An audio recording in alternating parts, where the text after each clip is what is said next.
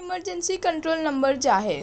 નવા યાર્ડમાં 100 થી વધુ ઘરોમાં પાણી ઘૂસ્યા। 6 કલાકમાં 4 થી 5 ઇંચ વરસાદ। જીઆઈડીસીના કર્મચારીઓ ઘરે પહોંચી જવા અપીલ।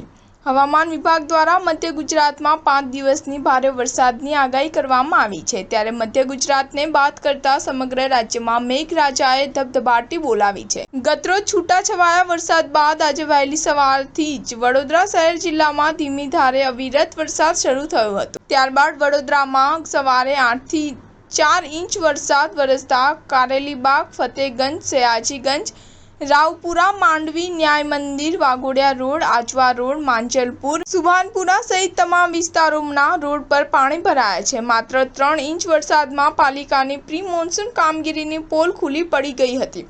કલેક્ટર બિજલ શાહે જણાવ્યું કે જિલ્લામાં ભારે વરસાદને પગલે વહીવટીતંત્ર સાબદું કરવામાં આવ્યું છે। જિલ્લાના તમામ તાલુકાઓ માટે નિમાયેલા લાયઝન અધિકારીઓને પોતાના તાલુકાની મુલાકાત લઈ પરિસ્થિતિનો તાગ મેળવવા કલેક્ટરે સૂચનાઓ આપી છે।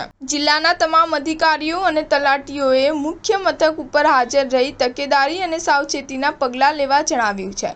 કલેક્ટરે ભારે વરસાદના કારણે રસ્તાઓ, માર્ગો પરના વૃક્ષો પડી ગયેલ હોય તો તાત્કાલિક રસ્તા પરથી દૂર કરવાની કાર્યવાહી કરવા, જે રસ્તા પર પાણી ભરાયું હોય તેનો પાણીનો નિકાલ કરવા સહિત કોઈ પણ જાનહાનિ કે નુકસાન હોય તો તુરંત જ જિલ્લા ઇમરજન્સી સેન્ટરમાં જાણ કરવા જણાવ્યું છે।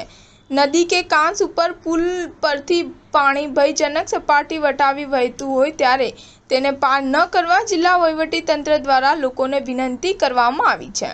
સ્ટાર ન્યૂઝ 7 હંમેશા સચ્ચાઈની સાથે।